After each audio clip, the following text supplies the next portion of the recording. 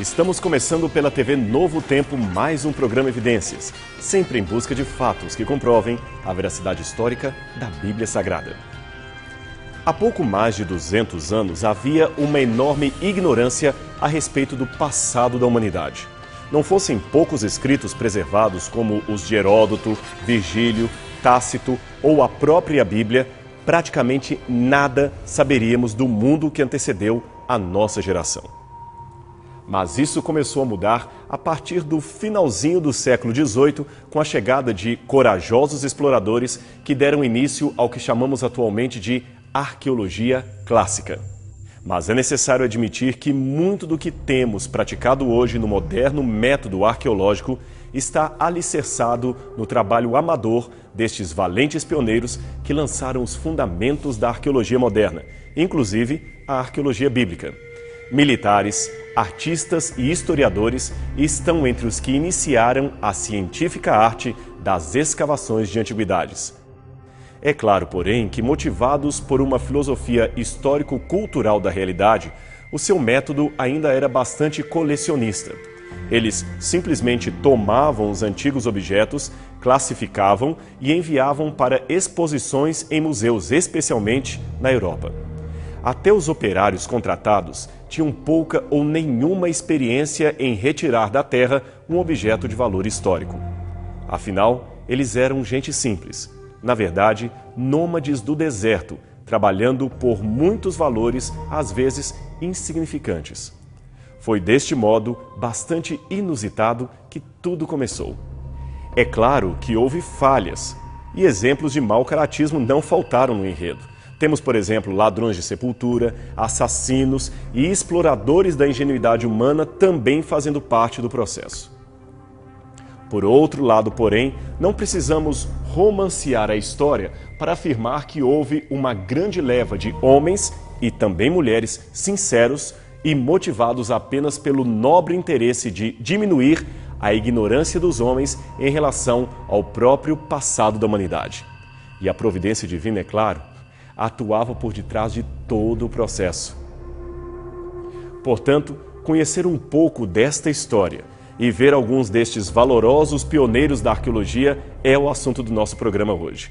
Foram vários, é claro, e para ser honesto, precisaríamos de muitos programas Evidências para apresentar todos eles. Poderíamos falar, por exemplo, de Sir Arthur Evans, que em 1848 iniciou as escavações em Knossos, Creta e Atenas. Famoso por ter encontrado os restos da civilização minoica, ele revelou ao mundo a história da antiga Grécia, a mesma que determinou os rumos da cultura ocidental. Junto a Evans, temos também a não menos famosa figura de Heinrich Schliemann, que escavou a cidade de Troia e descortinou os mistérios da famosa civilização micênica.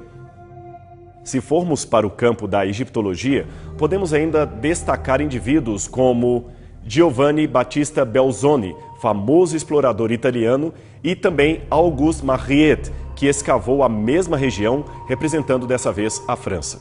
E para não ficar apenas com representantes do sexo masculino, temos também destacadas mulheres como Kathleen Kenyon, que escavou Jerusalém e Jericó, e a famosa escritora Agatha Christie, que, embora não fosse arqueóloga por formação, participou muito ativamente dos trabalhos de campo ao lado de seu marido, Max Mallowan. Um dos personagens em destaque desta lista e que buscou encontrar antigas civilizações mencionadas na Bíblia foi o arqueólogo britânico Austen Henry Layard, um dos maiores eruditos daquele tempo. Por ser filho de um diplomata inglês, Layard acabou acidentalmente nascendo na França, e sua família descendia dos antigos huguenotes, que seriam uma ramificação religiosa do protestantismo francês que lutou severamente contra os abusos eclesiásticos do século XVI. Bem, Layard nasceu no ano de 1817 e, por causa do trabalho do seu pai, ele viajou por toda a Europa. Como vinha, como já dissemos, de uma família de intelectuais, afinal de contas o seu avô era reitor da Universidade de Bristol e o seu bisavô era médico da família real, ele foi, desta forma, exposto muito cedo a uma grande gama de informações históricas e culturais. Layard, é claro, nutriu um grande gosto pelas artes, a aventura e, principalmente, o estudo da Bíblia Sagrada. Aos 22 anos de idade, Layard abandonou o emprego que tinha num escritório de advocacia de seu tio e foi para a Ásia. A princípio, sua vontade era atuar como soldado no antigo Ceilão a fim de garantir a posse britânica do vasto território indiano. Mas foi aí que aconteceu um desses inesperados eventos que mudam para sempre a história de uma pessoa. É que ele preferiu fazer a viagem mais longa e difícil conduzida por terra ao lombo de cavalos. Então, antes de chegar à Índia, ele teve de passar pela Turquia, a Síria e a Pérsia, que seria hoje o Irã. Sabe qual foi o resultado?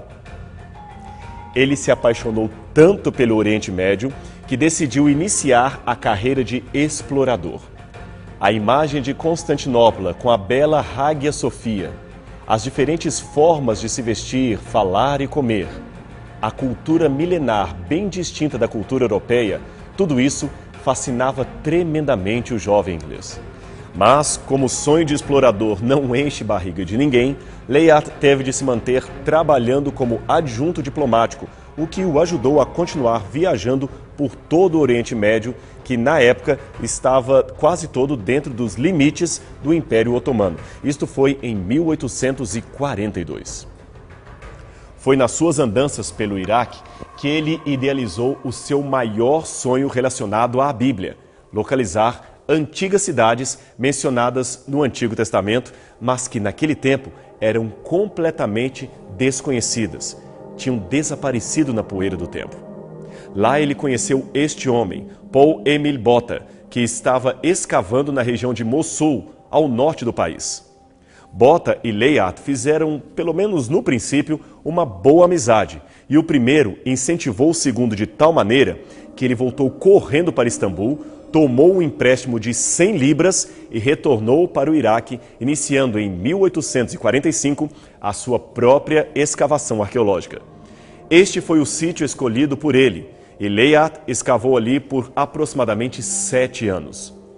A razão para a escolha do sítio se deveu a princípio porque os locais o haviam apelidado de Nimrud, e Layard imediatamente associou o nome a um personagem mencionado na Bíblia e que tinha o nome de Nimrod. Nimrod, de acordo com Gênesis capítulo 10, verso 9, foi um poderoso caçador diante de Deus, responsável pela fundação da cidade e, possivelmente, da torre que leva o nome de Babel. A descoberta de várias torres, inclusive esta em Borsippa, levou Layard a trabalhar com a hipótese de que a moderna Nimrud poderia ser uma antiga civilização mencionada no Gênesis. Aliás, lendo um pouco mais abaixo no Gênesis, mais propriamente no capítulo 10, verso 12, encontramos junto à menção de Nimrod a referência às cidades de Nínive e Calá. Será que estariam ali as ruínas de localidades mencionadas nas antigas escrituras? Layard entendeu que sim, e então partiu desta hipótese para escavar a região. Em pouco tempo, ele descobriu que ali estava de fato uma das cidades mencionadas em Gênesis capítulo 10, a cidade de Calá, capital dos assírios antes do 9º século a.C. Na verdade, ele equivocadamente pensou a princípio que aquela seria Nínive, e até publicou um livro com o equivocado título de Monumentos de Nínive. Mais tarde, porém, ele percebeu o engano.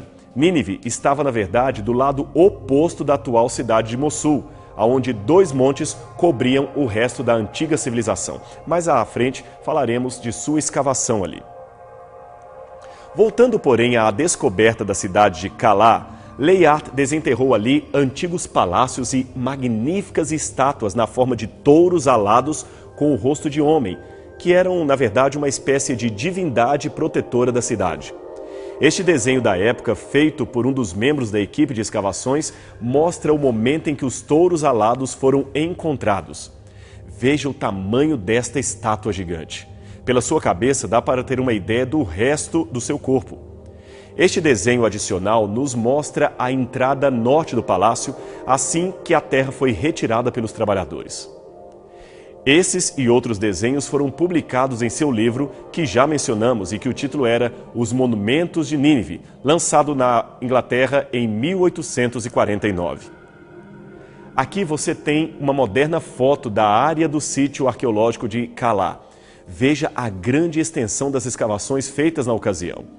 Aliás, o sucesso da primeira expedição foi tão grande que o Museu Britânico financiou a segunda etapa de escavações, que foi de 1849 até 1851. Desta vez, Layard procurou concentrar-se mais na margem leste do rio Tigre, do outro lado da cidade de Mossul. E ali, ele finalmente encontrou a segunda cidade mencionada no Gênesis, a saber, Nínive, que também foi capital da Assíria depois que Calah perdeu esse posto em 717 a.C. Além de escavar maravilhosas obras de arte, estátuas, joias, palácios, painéis, artefatos inumeráveis, e também de encontrar outra monumental estátua interna do Palácio do Rei, Layard também fez a principal descoberta de Nínive, a Biblioteca Real de Assurbanipal. Milhares de tabletes cuneiformes como estes, datados de 700 anos antes de Cristo, revelaram um tesouro sem igual. Os tabletes que Layard descobriu eram semelhantes a esta réplica que tenho aqui comigo. Esse era, digamos, o papel e o livro do passado. Esta curiosa forma de escrita é chamada de cuneiforme, porque ela era feita com uma caneta em forma de cunha sobre a argila ainda úmida. Depois, a mesma era secada num forno e ficava com esta consistência dura que você pode ver até hoje. Esse tipo de escrita cuneiforme era dominante em toda a Mesopotâmia desde os tempos de Abraão. Foi surpreendente descobrir que um rei sanguinário como Assurbanipal também se preocupava com as artes, a literatura e a cultura. Ali tinha todo tipo de registro: recibos, cartas, tratados de medicina, poemas, literatura religiosa. A decifração e tradução desses tabletes ajudou os especialistas a entenderem como seria a vida diária e a cultura neste longínquo passado da humanidade. E o mais interessante é que os textos encontrados confirmavam muitas das histórias até então encontradas apenas e exclusivamente na Bíblia. A velha argumentação é que estas histórias não passariam de lendas criadas pelos autores escriturísticos, mas essa argumentação já não fazia nenhum sentido. A Bíblia não era o único documento antigo a mencionar certos fatos. Narrativas como, por exemplo, a ocorrência de um dilúvio universal no passado, a criação do mundo dividido em 7 etapas, também faziam-se presentes naquele acervo que reproduzia tradições datadas de muito tempo antes de Assurbanipal, retroativas até a 2000 anos antes de Cristo. Os arquivos encontrados em Nínive providenciaram o surgimento de outra ciência, a assiriologia. Eram milhares de tabletes de argila com inscrições cuneiformes, complexas, é claro, esperando por especialistas que as decifrassem. Foram desses documentos que aprendemos a partir de 1872 que a Mesopotâmia também tinha relatos semelhantes aos encontrados no Gênesis, capítulos 1 a 11. Isso sem contar a confirmação histórica de nomes antes mencionados apenas no texto bíblico e que os críticos, é claro, diziam ser figuras lendárias. Eu me refiro a nomes como o de Acabe e Ezequias, ou também personagens não hebreus como Tiglat-Pileser e Sargão, que eram mencionados no texto bíblico, mas praticamente desconhecidos em outras fontes. Esses achados foram um golpe mortal na argumentação crítica que negava a historicidade bíblica. Um outro achado muito importante a favor da Bíblia ocorreu neste mesmo sítio em novembro de 1846, ainda na primeira fase das escavações, antes que Layard recebesse o auxílio financeiro do Museu Britânico. Na verdade, aquele não tinha sido um dia nada bom. Os trabalhadores estavam desanimados, o inverno estava se aproximando e, por dias, eles estavam escavando sem encontrar nada de interessante. Nada de interessante havia surgido da terra. Além disso, Layard estava temeroso de que o dinheiro acabasse e ele não tivesse condições de sustentar a expedição. Então, ele resolveu sair um pouco para espairecer, enfim, para colocar os pensamentos em dia. Antes, porém, de sair do sítio, ele deu ordens expressas para que os operários cavassem um fosso de 15 metros. A reclamação, é claro, foi geral, pois o solo era duro e todos estavam, como eu já disse, muito desanimados. Mas Layard insistiu e eles acabaram aceitando a empreitada. Ele então montou em seu cavalo e deixou vagarosamente o monte das escavações. Porém, mal cavalgou para fora do sítio e eis que um operário veio ofegante gritando para que ele voltasse, pois haviam encontrado algo que talvez fosse importante. Ele voltou e viu que o que eles tinham encontrado era uma pedra negra polida com inscrições e entalhes. Esta é a pedra que eles encontraram e hoje está exposta no Museu Britânico ao lado de outras peças que Layard escavou. Era, na verdade, um obelisco comemorativo de 4 lados, 2 metros de altura e com 5 painéis de pequenas figuras em cada face. Além, é claro, das linhas escritas em letra cuneiforme com incrível precisão. O próprio Layard reproduziu cuidadosamente os desenhos da pedra, bem como as inscrições e os enviou para Londres. Ele mesmo não tinha condições de ler a escrita cuneiforme e, por isso, dependia de especialistas para decifrarem o conteúdo. Vários tentaram executar a tarefa, até que 2 deles, quase que ao mesmo tempo, conseguiram decifrar algumas palavras. O primeiro foi Edward Hincks, um tímido religioso da igreja anglicana que morava na Irlanda. E o outro foi o renomado linguista Henry Howlison, que decifrou a escrita cuneiforme da rocha de Berrichton. Ambos descobriram que o obelisco registrava as vitórias de um rei assírio. Mais tarde perceberam que seria Salmanasar. As inscrições confirmavam isso. A pedra dataria do 9º século a.C. Na primeira fileira, de cima para baixo, estaria a vitória dos assírios sobre um rei da Pérsia, que aparece prostrado.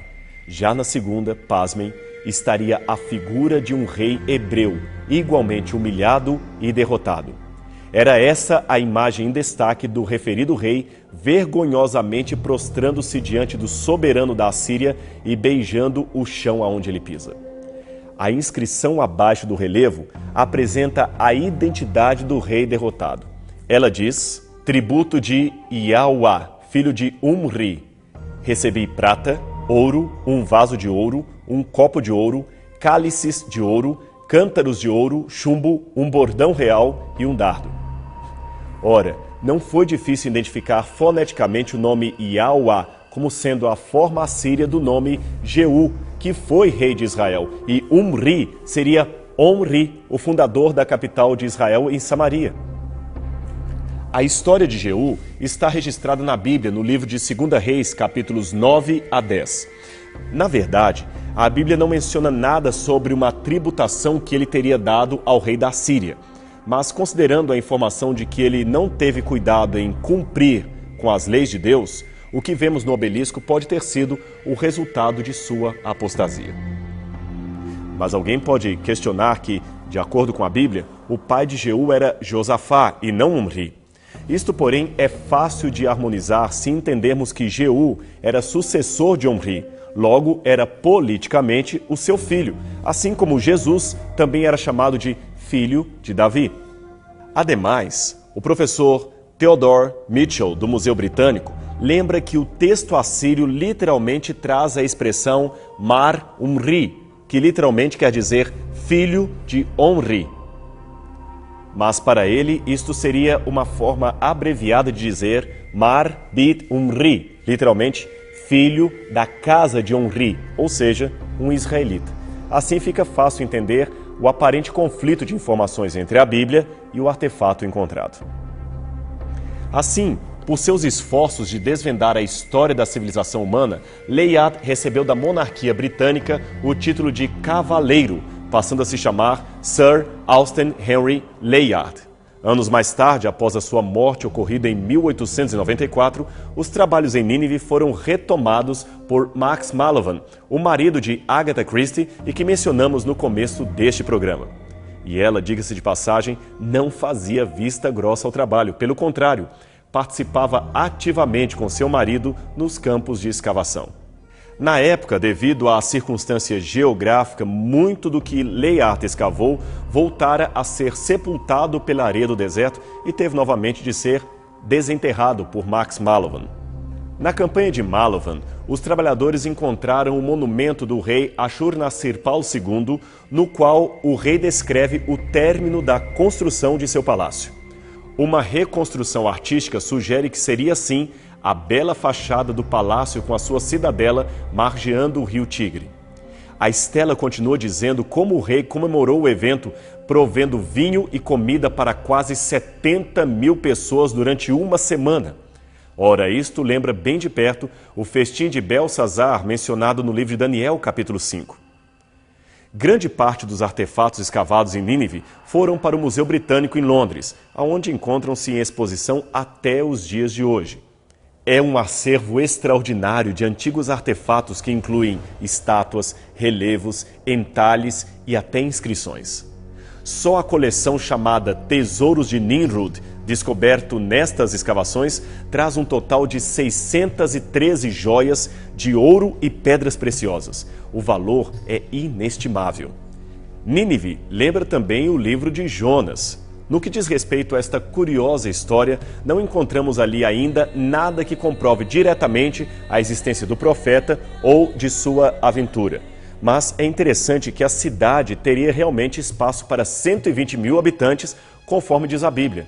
E se o profeta caminhasse rua por rua dentro dos seus muros, cuja extensão dava um pouco mais de 15 quilômetros, bem, entre entradas e saídas, pois ele só poderia fazer isso durante o dia, realmente o profeta Jonas gastaria 3 dias para percorrê-la internamente, cobrindo todo o seu plano urbanístico. Exatamente como está descrito no livro de Jonas, capítulo 3, verso 4. Realmente, a arqueologia é isto: determinação, foco, persistência. E para nós que trabalhamos com uma perspectiva bíblica da história, a certeza viva de que este livro não é, de maneira nenhuma, uma coleção de contos, mas sim a narrativa real de fatos que aconteceram e que apontam para o desígnio de Deus em meio à atividade humana. É assim que você viu, mais uma vez, a arqueologia confirmando as histórias que a Bíblia apresenta. A gente então se vê na próxima semana, aqui na TV Novo Tempo e no seu programa Evidências.